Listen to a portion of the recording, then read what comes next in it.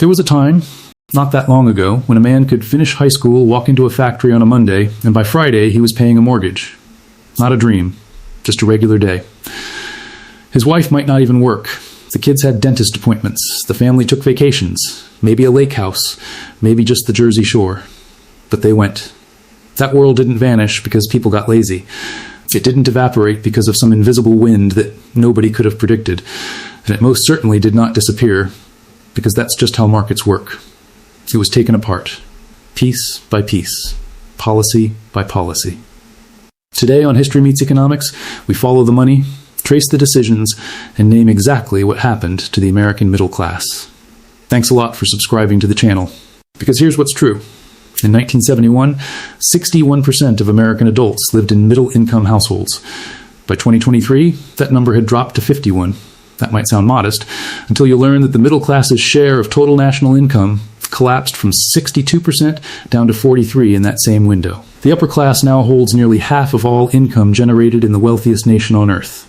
Half, for maybe 20% of the population. So, what happened? To understand how something was destroyed, you first have to understand what it looked like when it was whole. After World War II, the United States did something it had never quite done before. It deliberately built a middle class. The GI Bill. Low-interest mortgages, public universities for pennies, labor laws that gave workers the legal right to organize, and a tax system where the top marginal rate sat at 91%. That's not a typo. 91% on income above a certain threshold. The richest Americans paid it, and the country used that money to build itself from the ground up. General Motors was the largest employer in America. The average factory worker earned, in today's dollars, roughly $50 an hour. They had pensions, health insurance, paid vacations. They belonged to unions that bargained on their behalf. And those unions didn't just raise wages for members, they set the standard for every employer in the zip code. Even non-union workers got raises because their bosses didn't want their workers to organize. The result was the most expansive, prosperous middle class the world had ever seen. Now here's the economic principle that actually mattered. This wasn't charity. It wasn't socialism. It was the engine of the most sustained consumer economy in human history. When workers have money, they spend it. When they spend it, businesses grow. When businesses grow, they hire more workers. The loop feeds itself. Economists call it aggregate demand. Ordinary people called it a good life. And then, starting in the late 1970s, 5 decisions were made that began destroying it. The first decision, the tax revolution. It's 1980. America is a mess. Inflation is running at 13%. Gas lines stretch around city blocks. Iran has American hostages. And Jimmy Carter has just lost the presidency to a former Hollywood actor named Ronald Reagan, who has a simple theory about why everything went wrong. The theory, the government is too big, taxes are too high, and if you just cut them, especially at the top, the money flows back into the economy. Jobs get created, wealth trickles down, everyone wins. They called it supply-side economics. Critics called it something less polite. In 1981, Reagan signed the Economic Recovery Tax Act. The top marginal rate was slashed from 70% to 50%. 5 years later, it fell again, all the way to 28%. The lowest it had been since 1925. Before the Great Depression, before living memory. What happened next? The national debt, which Reagan had called a national crisis while campaigning, nearly tripled. It went from $1.1 trillion when he took office to $2.9 trillion when he left. The government had cut its revenue and was borrowing to survive. Now, to be fair, Reagan's defenders have a real argument. The stagflation of the 1970s was genuinely catastrophic, and it did end on his watch. The economy grew. 20 million jobs were created. That's real. The question isn't whether the economy grew, it's who captured that growth.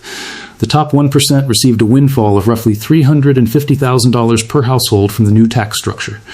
The typical middle-income household received around $3,500. 100-to-1 ratio. Same economy. Very different America. And consider this. The country that built the middle class, the America of Eisenhower and Kennedy, taxed its wealthiest citizens at 91%. Today, the largest private employer in America is Walmart. Starting wage, somewhere between $10 and $15 an hour. No pension, often no full-time hours. The tax revolution didn't just change a number on a form, it changed who the economy was designed to reward. The second decision, breaking the unions. August 3rd, 1981. 13,000 air traffic controllers walk off the job. High stress, dangerous work. Reasonable demands, better pay, shorter hours.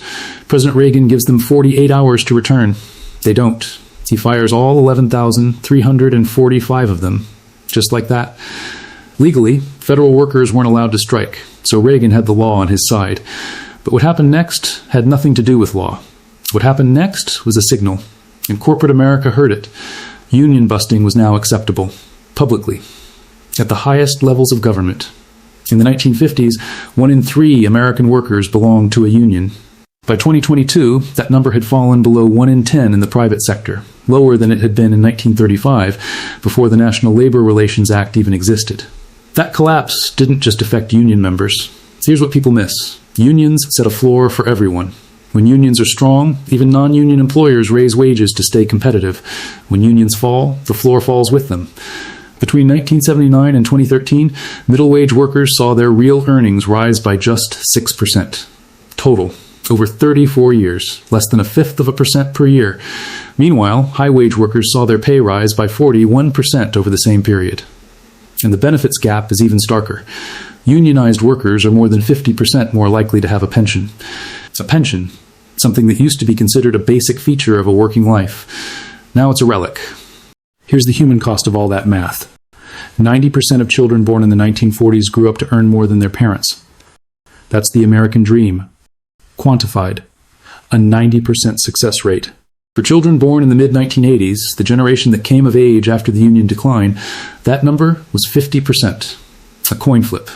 The dream didn't die, but the odds got cut in half. The third decision, the trade agreements. Picture Youngstown, Ohio, 1975. Steel mills running 24 hours a day, shift workers buying homes, kids going to college on their parents' factory wages, the city humming. Now picture Youngstown in 1985, then 1995, then today. What happened to Youngstown is what happened to hundreds of communities across the American Midwest and South, and it didn't happen because of some natural economic evolution. January 1st, 1994. NAFTA, the North American Free Trade Agreement, takes effect. The promise, free trade with Mexico and Canada would create American jobs. The economists in the room predicted a net gain of 200,000 jobs in the first 2 years. Here's what actually happened. Over the next 2 decades, the U.S. manufacturing sector lost approximately 4.5 million jobs. Factories relocated to Mexico, where labor costs were a fraction of American wages. But the job losses were only half the story. After NAFTA passed, nearly 2 out of 3 union organizing drives faced explicit employer threats to move the factory abroad if workers voted to unionize. The threat alone, without a single job moving, was enough to collapse wage negotiation. Workers couldn't ask for more money. The boss pointed south of the border, and that was that. Then came 2001. China joins the World Trade Organization. Again, the promise, American goods flowing into 1 billion new consumers. Mutual prosperity. MIT researchers tracked what happened to industries competing with Chinese imports between 1999 and 2011. Nearly 1 million manufacturing jobs, gone, concentrated in specific communities that never recovered. And here's the sleight of hand that mattered. When those factory jobs disappeared, the jobs that replaced them weren't equivalent. The leisure and hospitality sector added millions of positions. Average wage, $13 an hour. The manufacturing jobs they were replacing paid $25 or $30. Workers lost income. They lost benefits. They lost the dignity of a predictable career. 2 out of 5 displaced manufacturing workers who found new jobs by 2016 took a pay cut. 1 in 4 took a cut of more than 20%. Now economists debate how much of this was trade versus automation. It's a legitimate argument. Technology does displace workers. But here's the thing. Technology displacing workers is a market force. Policy chooses how to respond. The communities hollowed out by these decisions received virtually no federal investment in retraining or economic transition. They were simply left. The fourth decision, tearing down the wall.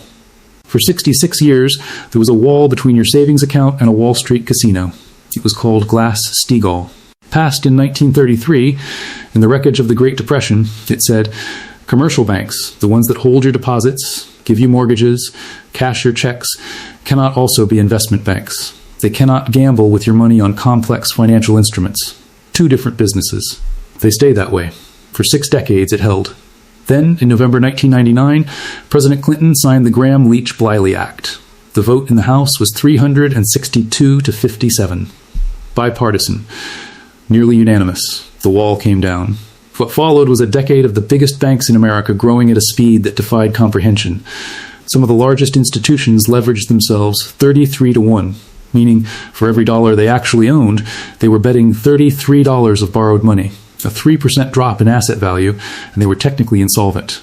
The products being created, mortgage-backed securities, collateralized debt obligations, credit default swaps, were so complex that the people selling them often couldn't fully explain them.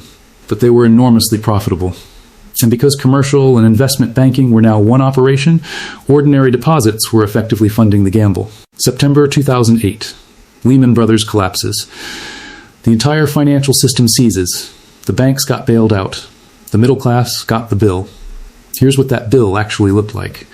In the 24 years between 1983 and 2007, median middle-class family wealth grew by 68%. Decades of disciplined work. The 2008 crisis wiped out nearly all of it, and by 2013, 5 years after the crash, middle-income families still had not recovered. Upper-income families had bounced back entirely. Now, economists genuinely debate whether Glass-Steagall's repeal was the primary cause. Nobel laureate Joseph Stiglitz argued it changed the entire culture of banking, from cautious stewardship to aggressive risk-taking. Others contend the crisis might have happened regardless. It's a legitimate debate, but here's what is not debated. After the crash, Congress passed Dodd-Frank, reimposing many of the constraints that had been lifted. Because whether or not Glass-Steagall caused the fire, everyone agreed some walls needed to come back up. The people who lost their homes couldn't say the same. The fifth decision, closing the door on home ownership. Here's something most people overlook when they talk about the middle class. The single most important wealth-building tool available to ordinary American families was never the stock market. It was a house. Buying a home meant locking in a predictable payment while your neighbor's rents climbed. It meant building equity, essentially a forced savings account. It meant having something to pass down. For the post-war middle class, home ownership wasn't just shelter. It was the mechanism of intergenerational wealth. So what has happened to it? In 1990, buying a median home required roughly 3 years of your household income. Not easy, but achievable for a nurse, a teacher, a tradesperson, a mid-level government worker. By 2024, that ratio had reached 5 to 1 nationally. In major cities, Seattle, Los Angeles, New York, it was above 8 to 1. Think about what that means in practice. A household earning $75,000 a year could afford nearly half the homes on the market in 2019. By 2025, that same household could afford just 21%. In 5 years, the affordable share of the market was cut in half for the exact workers who form the backbone of a society. Since 2001, rents have risen at 10 times the rate of renters' incomes. And today, 43 million American households spend more than 30% of their income just on housing. 21 million of those spend more than half their income, on housing. What's left for savings? For retirement? For a kid's future? This one isn't a single bill signed in a rose garden. It's a decades-long accumulation of choices, zoning laws that block density, tax incentives that reward real estate investment over first-time buyers, federal interest rate decisions that drove mortgage rates to their highest levels in decades just as prices peaked. The fifth policy failure turned the most reliable middle-class wealth-building tool into a closed door, just as everything else was being taken away. So let's come back to where we started. The man who could finish high school, walk into a factory, and buy a house by Friday. He existed not because America was inherently more fair in 1955. He existed because specific choices were made. Tax the top at rates that funded public infrastructure. Protect workers' right to organize. Keep savings separate from speculation. Keep home ownership within reach. The middle class was not an accident of history. It was a construction project. What we've traced today, across 5 decades, is a methodical deconstruction. And the result is an economy where a child's odds of out-earning their parents dropped from 90% to 50%, where families spent 25 years carefully building wealth and watched it nearly disappear in 18 months, where the factory job became a Walmart job, and the Walmart job doesn't come with a pension, or a mortgage, or a trip to the Jersey Shore. History teaches us that the conditions that built the middle class were not the natural state of a free market. They were chosen, fought for, legislated. And economics teaches us that what policy builds, policy can dismantle. Whether it can be rebuilt, that's not a question any data set can answer. That's a question for you, watching this video. If this episode made you think, share it. The conversation is worth having. I'm Malcolm, and this is History Meets Economics. Subscribe now. If you think this documentary is wrong, explain where. If you think it's right, explain. Here's another moment history met economics.